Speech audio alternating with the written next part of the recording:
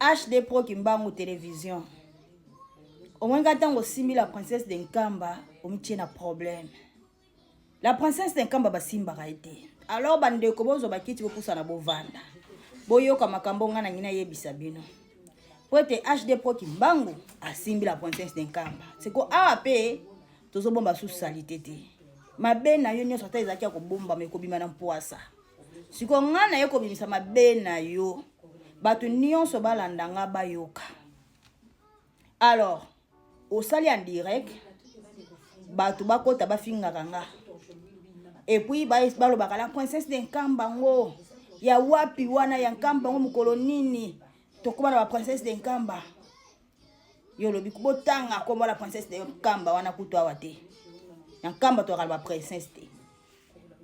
Yo za bébé spirituel oyeba ndeni. Soto na princesse ou pas. Sota ngana ye na tondi na nguya nyonso. Nazali la princesse d'Enkamba. So boyeba ngote boyebaka. Sikoyo banda osala ki bandirect wana. Olukaki déjà problème. Et puis osala ba émission lokola mutu moko boye a tosa mibeko ya tata nzoka nde te. Boyo kabandeko. HD Pro Kimbangu comme on a Jansi Malakiti. Jansi Malakiti batindela ye papa moko no kimbangiste $200 a payer sa papa Mbenza. Mais a commis ça $100 alia $100. Bozoyoka. Sikoyo papa Mbenza pe tellement azali nzambe a révéla ki mutu wana akenda ki kotala na révélation ndenge ezala papa Mbenza ki kotala ye bazo solola abi na merci na mbongo tindela ki ngai na mona ki $100 abi papa te na tinda ki $100 te na tinda ki $200 abi na mona ki $100 abi papa non na tinda ki $200 abi na mona ki $100 na mbongo tindela ki ngai a regretter mais papa c'est même à ceux qui obi obenga ye akoyamba yo te ako éviter yo vous comprenez eleka papa nazaki mbangiste te papa wana aza mutu andimi aza de yakuaya menano akoti te pona nini atalaki na mokili atali pena ke église kimbangiste baza na Nkamba na soki mutu akei oza kimbangiste oza no kimbangiste oza na esika kolala okolia okomela ato sali inane okozala bien et puis ozongi na opeka kata oyo lingi mais na ba église mususu ti topesa ka badimi wana to mona basala mambwana te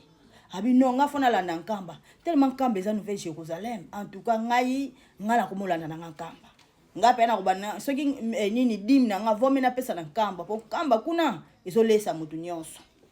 papa wana akoma na croyant et puis batata bakoma ko révéler akoma ko soba révélation papa simengi mo kiangani musu okomona papa Mbenza papa wana zwa $200 et puis avant yebisanga mambwana wana na avril na za na Nkamba abenga mama balenda na ngina tindela yo mbongo $200 opesela ngi papa na bi problème te tinda atinda mbongo nazwa mbongo na kenda na pese papa wana yebisa nda betela nga lisolo wana na avril abina tindela papa Jansi Malakiti mbongo $200 apesela nga papa Mbenza mais akomisa yango te akomisa nyonso te pardon aki apesi $100 abombi $100 nga na zwi révélation papa Mbenza ye moko ayebisa kinga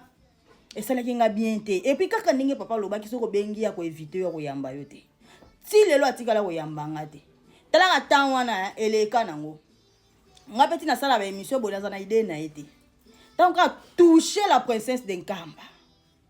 aïe papa wana te papa ngo banda to sola temps wana na yeba ke kutu sute o mona mutu moko soli ne mais o comprendre ka te na ye on ne ba positionner te banda wana petit lelo eleka nango papa ngo ayeko benga nga susu po ayebisa nga révélation azwaki na moyi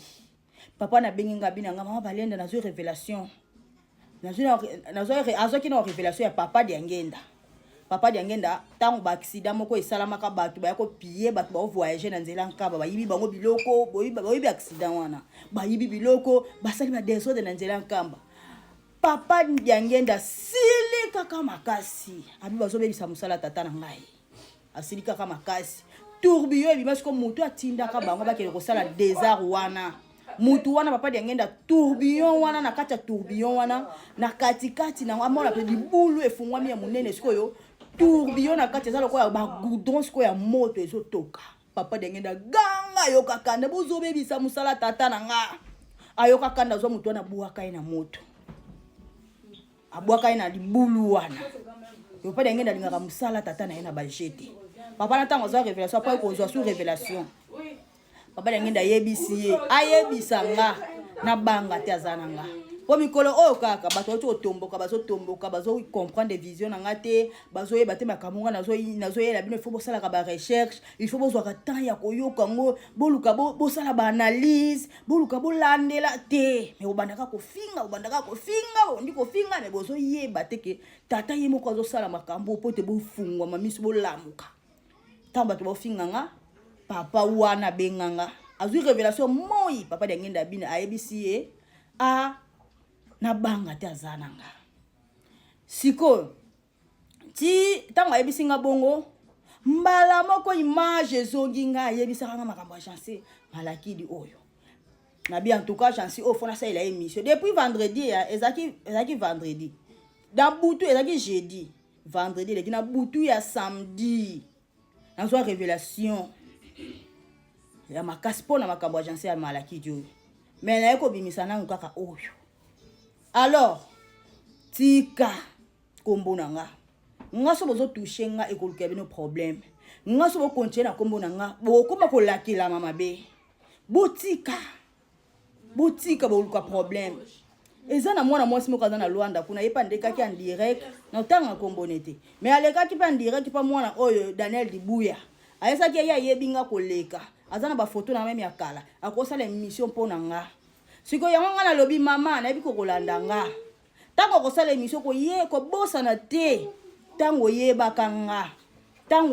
nga ebandaki ndenge nini osala pona vie na nga ebeba nini osala makambo nini osalaka loba yango nyonso po ete nga la princesse de Nkamba na panzambe sina limbisama mais yebaka yango pe ozana problème ya tata mukolo olobaka que Paul Dibuya zo bonsa Paul Dibuya ke bana yo Paul Dibuya aza ebala munene papa silikaka a révélanga makambo belé pona yo a révélanga makambo belé siko soki yo osali mission nga na bimisi yo